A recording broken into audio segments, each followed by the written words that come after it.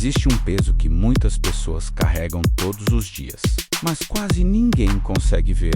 Talvez você já tenha visto alguém sorrindo, trabalhando, conversando normalmente, mas por dentro, carregando algo pesado demais. Essa é a história de alguém que viveu exatamente assim. Todos os dias, essa pessoa acordava, tomava café, saía para o trabalho, conversava com as pessoas. A vida parecia normal para quem olhava de fora, mas havia algo estranho. Era como se uma corrente invisível estivesse presa ao seu corpo. Uma corrente pesada. Cada passo parecia mais difícil que o anterior. E o curioso é que ninguém via aquela corrente. As pessoas viam apenas alguém aparentemente forte, mas não imaginavam o peso que aquela pessoa carregava dentro da alma. Essa corrente começou a se formar depois de uma dor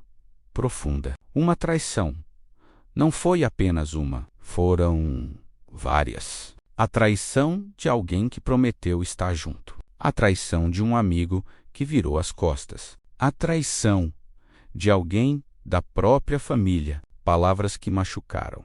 Silêncios que feriram. Promessas quebradas. E cada lembrança dessas dores parecia acrescentar mais um elo naquela corrente invisível. Com o tempo, aquela pessoa começou a viver assim, presa a memórias que não conseguia esquecer, preso ao ressentimento, preso à mágoa. A vida seguia, mas o coração estava preso. Até que um dia, algo diferente aconteceu. No meio de um momento de silêncio, uma pergunta surgiu dentro da mente daquela pessoa. Uma pergunta simples, mas poderosa. Por que você continua carregando algo que não foi você quem fez? Aquela pergunta ecoou na mente como se alguém estivesse falando diretamente ao coração. Por que você continua preso? Por causa de erros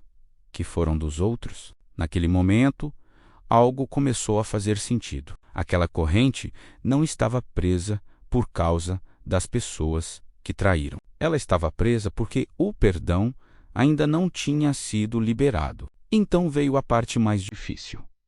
Perdoar. Não porque as pessoas mereciam, mas porque o coração precisava ser livre. E quando aquela pessoa finalmente tomou uma decisão, algo inesperado aconteceu. Ela decidiu perdoar. Não foi fácil, não foi rápido, mas foi sincero. E no momento em que aquele perdão saiu do coração, algo começou a acontecer. A corrente invisível começou a se soltar, elo por elo. O peso que parecia impossível de carregar começou a desaparecer. A respiração ficou mais leve, o coração ficou mais tranquilo. E pela primeira vez em muito tempo, aquela pessoa sentiu liberdade. Mas talvez agora venha a parte mais importante dessa história.